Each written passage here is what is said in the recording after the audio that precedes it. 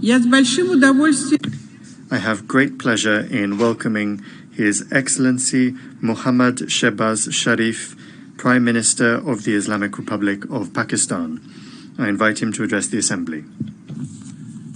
Bismillahir Rahmanir Rahim. Qul ya ibadiyallazina asrafu. Qul ya ibadiyallazina asrafu. La taqnutu min rahmatillahi. Inna Allah yaghfiru dhanuban jamia. Mr. President, Excellencies, distinguished delegates, as I stand here today to tell the story of my country, Pakistan, my heart and mind have not been able to leave home. Standing here, I still feel that I am visiting one of the flood-affected areas of Sindh and Balochistan of my country. No words can describe the shock we are living through or how the face of the country lies transformed. I have come to explain firsthand the scale and magnitude of this climate catastrophe that has pushed 1/3 of my country underwater in a superstorm that no one has seen in one's living memory. For 40 days and 40 nights, a biblical flood poured down on us, smashing centuries of weather records, challenging everything we knew about disaster and how to manage it. Even today, huge swaths of the country are still underwater, submerged in an ocean of human suffering. In this ground zero of climate change, 33 million people, including women and children, are now at high risk from health hazards. With 650,000 women giving birth in makeshift tarpaulins.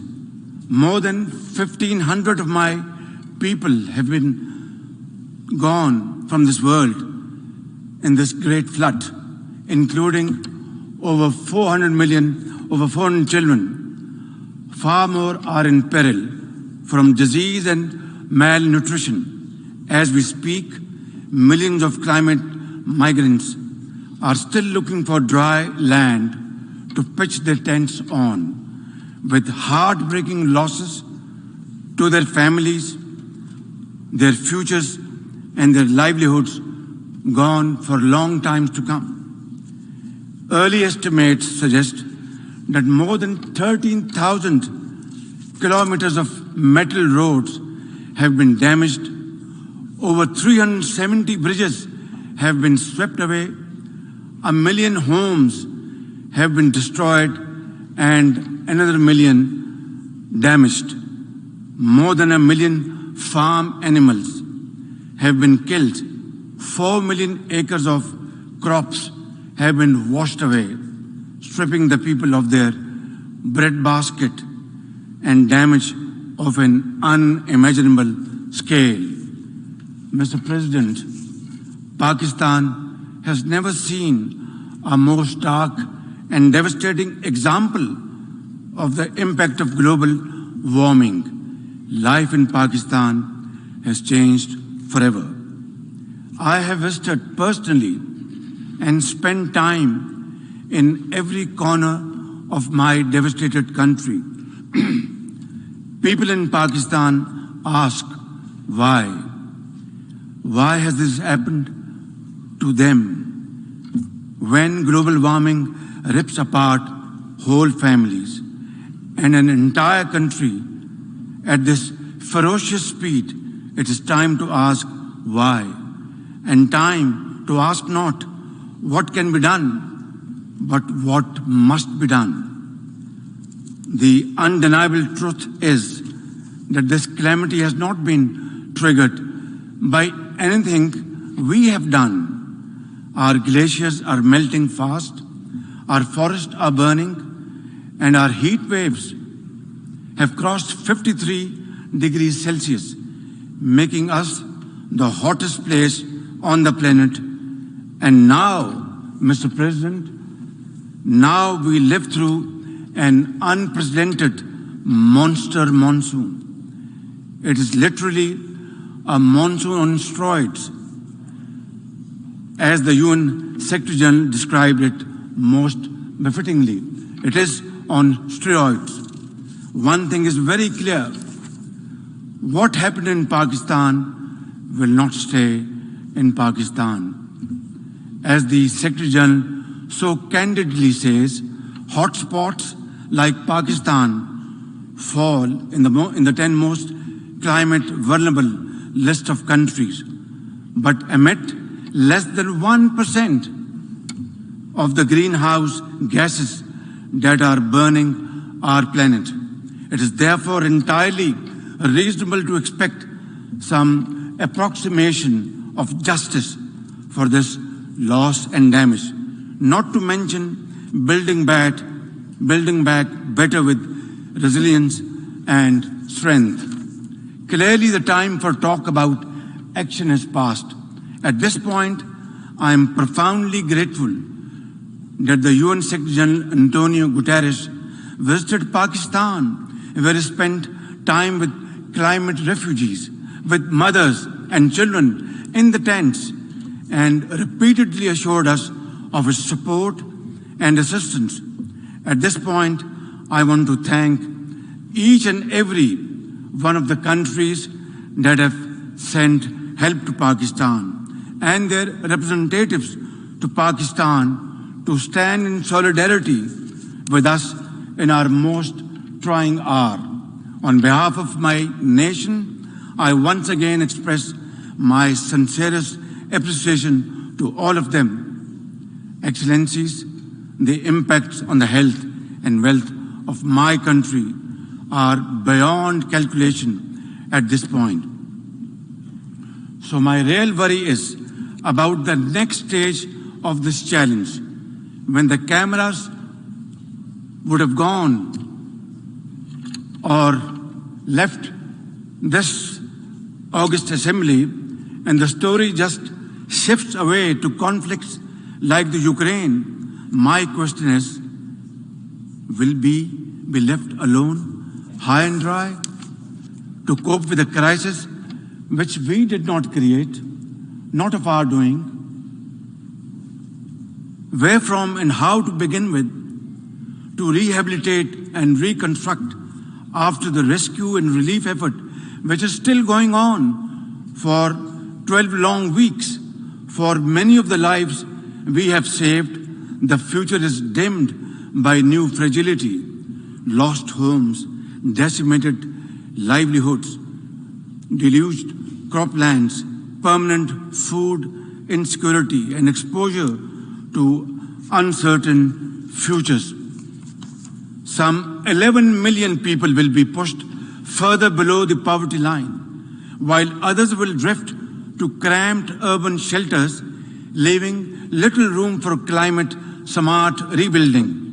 Mr. President, for now, we have mobilized all available resources at our domain, squeezing resources from left and right towards the national relief effort, and repurposed all budget priorities, including development funds, to the rescue and first order needs of millions, cash transfers to the most affected 4 million women, heads of household, had begun weeks ago via our social security program, the Benazir Income Support Program. It has been established in the name of former late Prime Minister Benazir Bhutto, and her son is our foreign minister today. 70 billion rupees, or almost $300 million from our own pocket we are spending on this program. But at this point, the gap between our urgent needs and available resources is increasing by the day and amplified by the sheer unprecedented scale of this disaster. Our manpower and resources are totally overwhelmed and overstretched. The question to raise here is quite simple. Why are my people paying the price of such high global warming through no fault of ours? We have no contribution in this. Nature has unleashed her fury on Pakistan without looking into at our carbon footprint, which is next to nothing. Our actions did not contribute to this. The dual cost of global inaction and climate injustice are having a crippling effect on both our treasury and our people, right here, right now, over there. Mr. President, this is going to be a long haul, and under these most trying circumstances, hope is the best enemy of darkness. And Pakistanis are known to be exceptionally resilient people. For my part, I am fully committed, fully geared to fighting this battle for our survival in the tents, in the trenches with my people until we have rebuilt Pakistan to face the growing challenges of this century. It is high time we took a pause from the preoccupations of the 20th century to return to the challenges of the 21st century. The entire definition of national security has changed today, and unless the leaders of the world come together to act and act now on an agreed common agenda, there will be no earth to fight wars over. Nature will be fighting back, and for that, humanity is no match at all. Mr. President, Pakistan's urgent priority right now is to ensure a rapid economic growth and lift millions out of poverty and hunger. To enable any such policy momentum, Pakistan needs a stable external environment. We look for peace with all our neighbors, including India. Sustainable peace and stability in South Asia, however, remains contingent upon a just and lasting solution of the Jammu and Kashmir dispute. At the heart of this long-standing dispute lies the denial of the inalienable right of the Kashmiri people to self-determination. India's illegal and unilateral actions of 5th August 2019 to change the internationally recognized disputed status of Jammu and Kashmir and to alter the demographic structure of the occupied territory further undermined the prospects of peace and inflamed regional tensions. India's ruthless campaign of repression against Kashmiris has continued to grow in scale and intensity. In pursuit of this heinous goal, New Delhi has ramped up its military deployments in occupied Jammu and Kashmir to 900,000 troops, thus making it the most militarized zone in the world. The serial brutalization of Kashmiris takes many forms: extrajudicial killings, incarceration, custodial torture and death, indiscriminate use of force, deliberate targeting of Kashmiri youth with pellet guns, and collective punishments imposed on entire communities. In a classic settler colonial project, India is seeking to turn the Muslim-majority Jammu and Kashmir into a Hindu territory through illegal demographic changes. Millions of fake domicile certificates have been issued to non-Kashmiris. Kashmiri land and properties are being seized. Electoral districts have been gerrymandered and over 2.5 million non-Kashmiri illegal voters fraudulently registered. All this is in blatant violation of Security Council's resolutions and international law, particularly the 4th Geneva Convention. For our part, the Pakistani people have always stood by our Kashmiri brothers and sisters in complete solidarity and will continue to do so, no matter what, until their right to self-determination is fully realized in accordance with the relevant UN Security Council resolutions. I assure the World Forum and this august platform that we in Pakistan remain consistent in our commitment to peace in South Asia. India must take credible steps to create enabling environment for constructive engagement. We are neighbors and we are there forever. The choice is ours, whether we live in peace or keep on fighting with each other. We have had 3 wars from 1947 onwards, and as a consequence, only miseries, poverty, unemployment increase on both sides. It's now up to us to resolve our differences, our problems, our issues,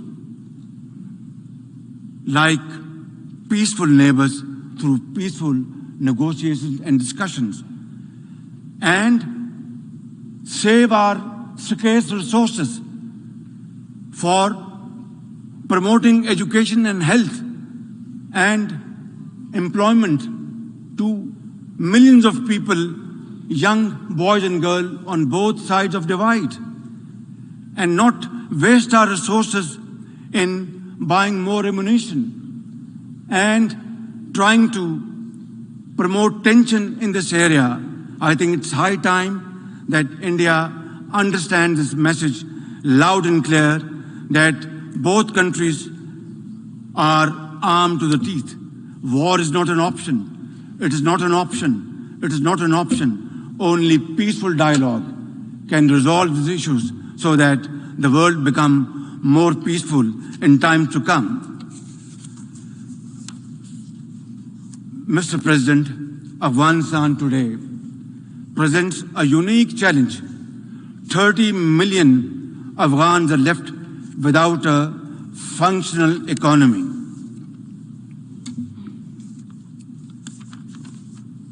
And banking system that allows ordinary Afghans to make a living, to be able to build a better future.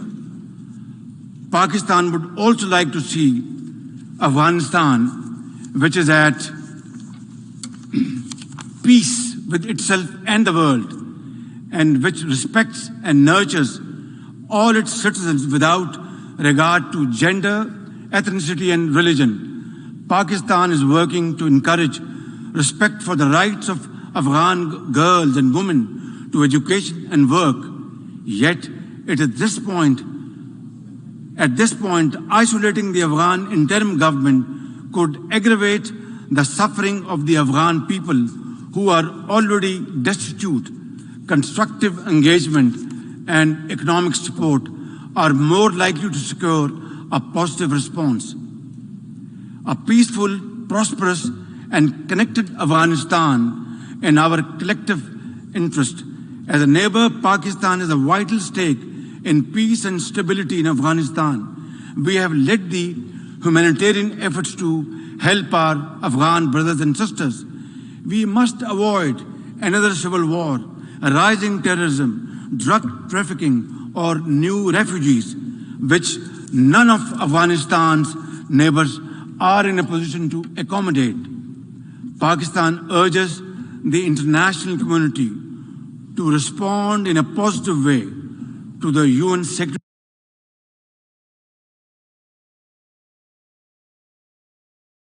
General's appeal for $4.2 billion in humanitarian and economic assistance to Afghanistan, release Afghanistan's financial reserves, essential to revive its banking system, Pakistan shares the key concern of the international community regarding the threat posed by the major terrorist groups operating from Afghanistan, especially ISIL-K and Tehreek-e-Taliban Pakistan, as well as Al-Qaeda, ETIM, and IMU. They all need to be dealt with effectively and comprehensively with the support and cooperation of the interim Afghan authorities. In turn, the international community should address Afghanistan's dire humanitarian needs. Mr. President, Pakistan strongly condemns terrorism in all its forms and shades and manifestations. Terrorism does not have a religion, ladies and gentlemen. It is based on dogma, fueled by poverty, unemployment, deprivation, injustice, and ignorance, and fanned by vested interests. Pakistan is the principal victim of terrorism. Over the last 2 decades, we have suffered more than 80,000 casualties and over $150 billion in economic losses due to terrorist attacks. Our armed forces, with the support of our people, mothers, traders, students, teachers, engineers, doctors, have broken the back of terrorism within Pakistan, yet we continue to suffer terrorist attacks from across our borders, sponsored and financed by our regional adversary. We are determined to defeat such cross-border terrorism. And I must say loud and clear that the amount of sacrifices Pakistan has made to defeat terrorism over the period of time has been unprecedented in the contemporary history of Pakistan.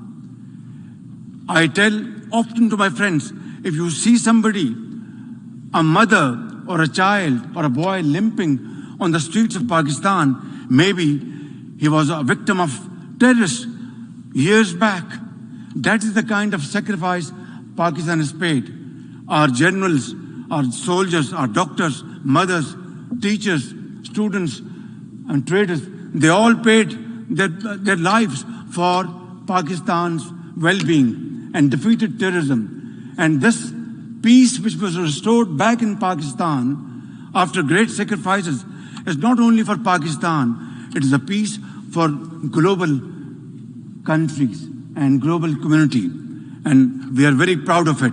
And this is the biggest manifestation of our commitment, our concern, and our continued efforts to defeat terrorism wherever it is. Mr. President, Islamophobia is a global phenomenon. Since 9/11, suspicion and fear of Muslims and discrimination against them have escalated to epidemic proportions. The officially sponsored campaign of oppression against India's over 200 million Muslims is the worst manifestation of Islamophobia. They are subjected to discriminatory laws and policies, hijab bans, attacks on mosques, and lynchings by Hindu mobs. I am particularly concerned by the calls for genocide against India's Muslims by some extremist groups. Earlier this year, this assembly adopted a landmark resolution introduced by Pakistan on behalf of the OIC, designating 15th March as the International Day to combat Islamophobia. It's my sincere and ardent hope that this should lead to concrete measures by the UN and member states to combat Islamophobia and promote interfaith harmony. Mr. President, Pakistan is deeply concerned by the numerous conflicts across the Middle East, including in Syria and Yemen. We support all possible efforts to promote their peaceful resolutions.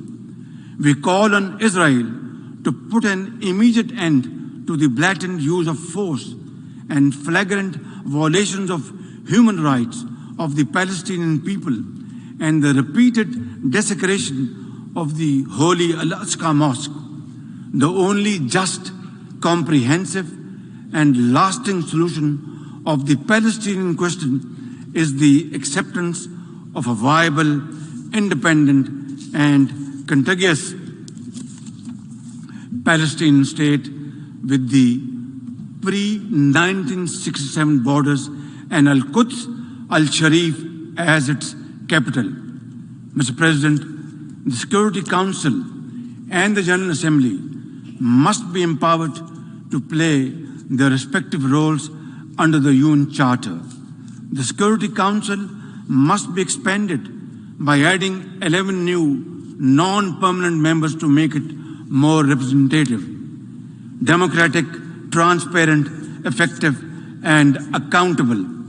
Adding new permanent members will paralyze the Council's decision-making, enlarge its representational deficit, and create new centers of privilege in violation of principle of sovereign equality of member states. The nations of the world must step back from the precipice. We must restore peace in Europe, avoid a war in Asia, and resolve festering conflicts across the world. We must revive the vision which created the United Nations, a vision which is often blurred by national interest and hegemonic designs. Pakistan is a partner for peace. But, Mr. President, peace can only be ensured and guaranteed when rights of communities who have been suffering over decades and subjugated over decades get their freedom, earn their freedom, and are respected. In this behalf, before I conclude, Mr. President, I would once again repeat at the cost of repetition that we want to have peace with India, but long-lasting, enduring peace can only be ensured and guaranteed through a just and fair solution of Kashmir, providing rights to the people of Kashmir under UN Charter, according to Security Council resolutions, the right of self-determination, and I will be most forthcoming to sit down then and talk to our Indian counterparts to pave the way forward for future so that our generations do not suffer, so that we spend our resources on mitigating miseries, on building structures to face these floods and outbursts of clouds. We are developing societies. We don't have unlimited resources. We must deploy our resources for the well-being of the people, for our children, for their promotion, for their empowerment, for their employment, for health, for education, and make Pakistan, and of course other developing societies must find their own place in community of nations through hard work, untiring efforts, and sacrifice. That is the only way forward. Therefore, we will work with all those committed to the United Charter's principles to restore the vision which created the United Nations and to equip this organization with the capacity to preserve global peace and promote universal prosperity. I thank you. От имени Ассамблеи On behalf of the Assembly, I wish to thank